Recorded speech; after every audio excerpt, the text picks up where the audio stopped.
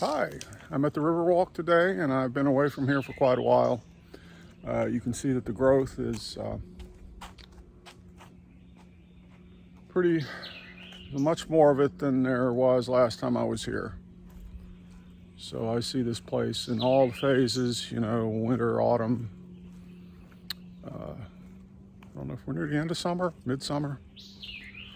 Anyway, I've been avoiding it because of the concrete. The other paths, trails that I go to, they were not walking on concrete. So anyway, get that out of the way. And a couple things on my mind lately. One is about memory. Memory we value. We base education on memorization. Of course, you carry forward your memory of life experiences, a good deal of it. Moments of pleasure and pain tend to be more pronounced in your memory bank. When it comes to other memory, you might look at other animals or plants, or not necessarily the same thing with the same amount of detail. So to use an example of how memory basically interferes with perception. Let's say, for example, I don't know if you can see these very clearly. Well, no, it's all kind of hazing together. Clouds up there. Well, clouds are notorious for people looking at them and seeing forms that they recognize. So you might look at the clouds and see Statue of David or the Last Supper or Snoopy and Linus or, whatever the heck.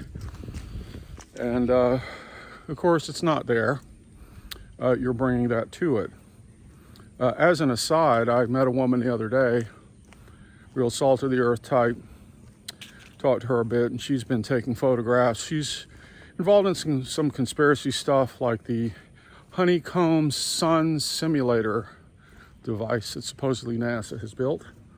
She showed me some photographs that she had taken of the sky, of this pulsing sun simulator, a video of it, and also a photograph of what appears to be a robed figure walking through the sky toward the sun. And of course, she basically thought it was God.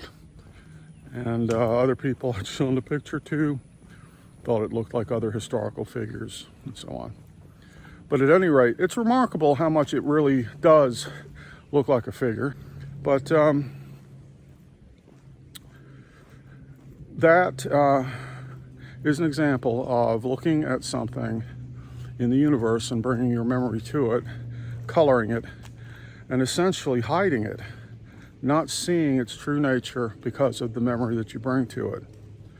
So that's the trouble with memory, because you bring memory to whatever you experience, then in a sense, you're not experiencing anything. You're reliving aspects of the memory that you have.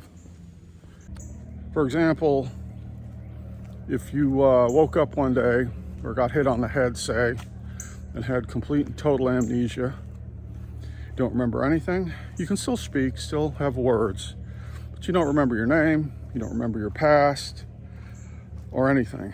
And you look at things out there in the world, in the universe, and you see them for the very first time. You bring nothing to them. You don't say, oh, that reminds me of the Transformers or something like that.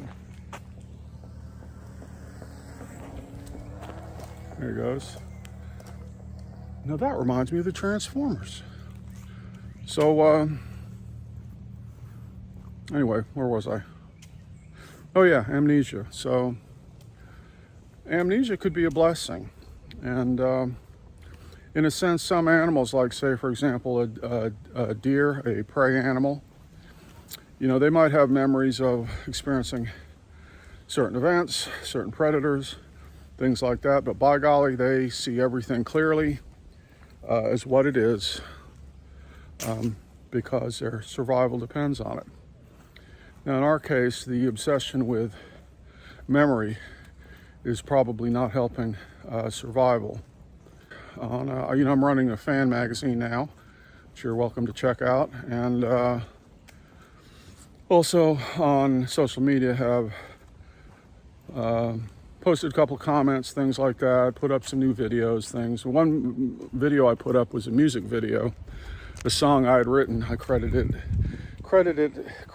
it to Arturo Bastard, but of course that's me too. So, but anyway, I did a sort of a demo quality recording of this song, made a little video out of it in between drawing, and got a comment on there. And comment was basically, oh, see, you're getting your Eno and David Bowie on there. And it's like, well, that's a good example of bringing your memory to something. And because of that, basically completely missing the point. So, for example, writing that song, I didn't set out to do Eno and David Bowie. So I set out to write a song. So there's the song, there's the lyrics, there's the melody, there's the structure. There's all these elements. And to listen to anyone's song or look at their artwork or whatever it is, and just say, oh, well, that reminds me of something else, is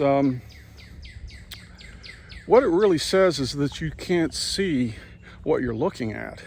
You can't hear what you're hearing because you're bringing too much memory to it. So anyway, the question might be, can you ever stop doing this?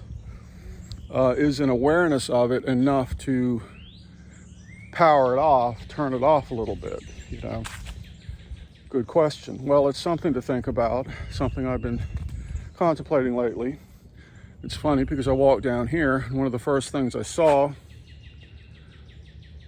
was a stick. And the first thing I thought was, oh, it's a unicorn. See the unicorn? Right. So I'm guilty of it too. But anyway, what else?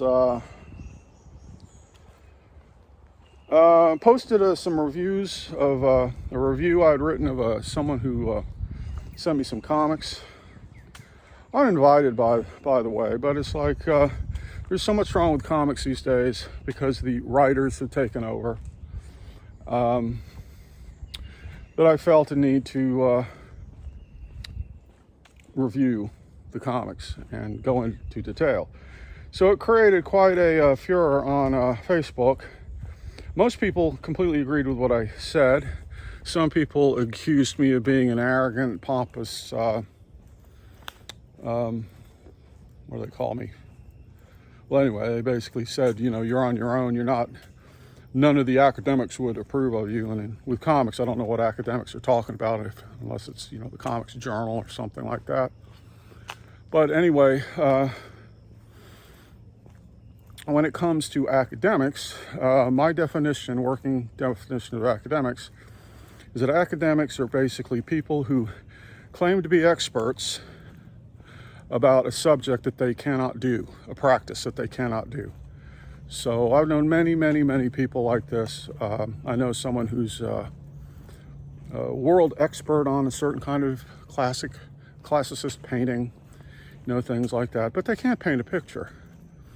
Similarly, anyway, so some of the criticism I got was from people who were writers, comics writers, and they got very, very defensive. But anyway, one of the main things I talked about was art. And I think I might have gone into this before, but basically art has a statement of the artist. Otherwise, it's not art, it's entertainment. And he said, and I basically said, Walt Disney, when he was alive, it was art because he had total control, somewhat like Hitchcock or Fellini or someone like that. Yeah, they have a crew of people working for them, but they have the ultimate say over what goes into it. So, yeah, he was saying, well, no, everything Disney did was a collaboration. And it's like, okay, well, you know, it's just not the case. So anyway, that's the thing about art, is that it has to be by one person with their statement. Otherwise, it becomes entertainment. But anyway, not to get all boring, because I think I've gone into that before. But at any rate, you know, that whole discussion, getting called pompous and arrogant, and, you know, oh no one agrees with what you're saying, and things like that. I mean, basically what I'm getting at is that the work that I do and the level that I understand it, not to brag or anything like that, but I can create at a certain level in art and music, story, other things. But then I also understand the process and the structure.